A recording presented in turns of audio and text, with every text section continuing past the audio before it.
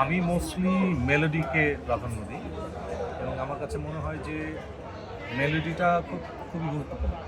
সুতরাং মেলোডি আমার কাছে খুব গুরুত্বপূর্ণ জায়গায় থাকে সবসময়। সাধারণত যেটা হয় কি, গান তো কখনো প্ল্যান করা হয় না। গান ব্যাপারটা আসে খুব পারিপার্শ্বিক ভাবনা, সেই মানুষটার তখন মনস্তাত্ত্বিক অবস্থা, সব কিছুর উপরে নির্ভর করে।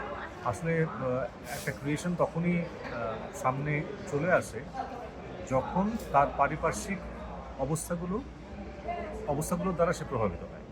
তো তার জন্য গানের মধ্যে এক এক সময় এক এক ধরনের অনুভূতি প্রকাশ পায়। আমি অপূর্ণতা দেখি না, কারণ আমি আমার জীবনে যা পেয়েছি এখন পর্যন্ত, যেই প্রাপ্তি আমার হয়েছে, আমি তাতে ভীষণ ভীষণ আনন্দিত। জীবন নিয়ে অনেক সুন্দর, জীবন ব্যাপারটা আসলে অনেক সুন্দর এবং জীবন ব্যাপারটা অনেক সরল, কিন্তু আমরাই আসলে জীবনটাকে অনেক বেশি কমপ্লিকেটেড করে দিই।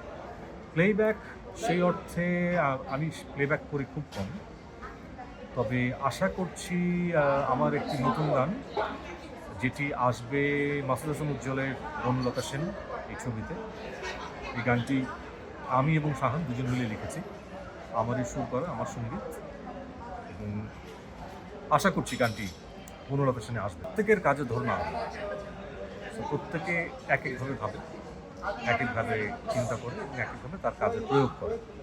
কিন্তু কাজের ক্ষেত্রে আমার মনে হয় যে গান ব্যাপারটা একটা টিম ওয়ার্ক, টিম নিয়ে কাজ করলে গানটা আরও অনেক বেটার।